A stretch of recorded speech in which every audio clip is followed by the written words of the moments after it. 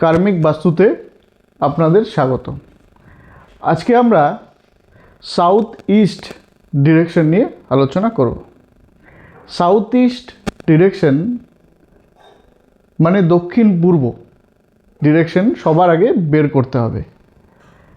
আমাদের বাড়ির মধ্যবিন্দু মানে মিডল অফ দ্য ল্যান্ড থেকে ডিগ্রি ধরে 135 ডিগ্রি যে দিকটি আসছে সেটি হচ্ছে সাউথ ইস্ট।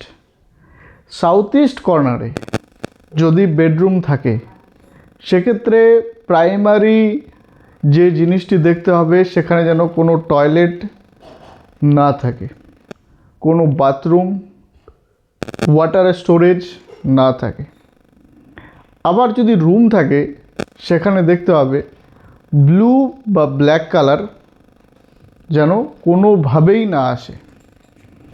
এবার সাউথ ইস্টের রুমে বেডশিট, তারপরে মশারি, এই সব জিনিসগুলো যেন গ্রিন, পিঙ্ক, রেড ফ্যামিলি অথবা ইয়েলো হতে পারে। কোনোভাবেই যেন ব্লু বা ব্ল্যাক কালার না আসে। যদি আসে তাহলে কি হবে? যদি আসে তাহলে ধীরে ধীরে হেলথ ইস্যুস দিতে শুরু করবে, পয়সা জলের মতো বেরিয়ে যাবে। মানে সাউথ ইস্ট কর্নারটি অগ্নির দিক, সেখানে যখন ওয়াটারের কোনো জিনিস চলে আসবে, কালার চলে আসবে, তখন সেক্ষেত্রে ক্ষতি করা শুরু করবে। তাই সাউথ ইস্ট কর্নারটি যদি আপনার বাড়িতে থেকে থাকে সেক্ষেত্রে খুব সাবধান।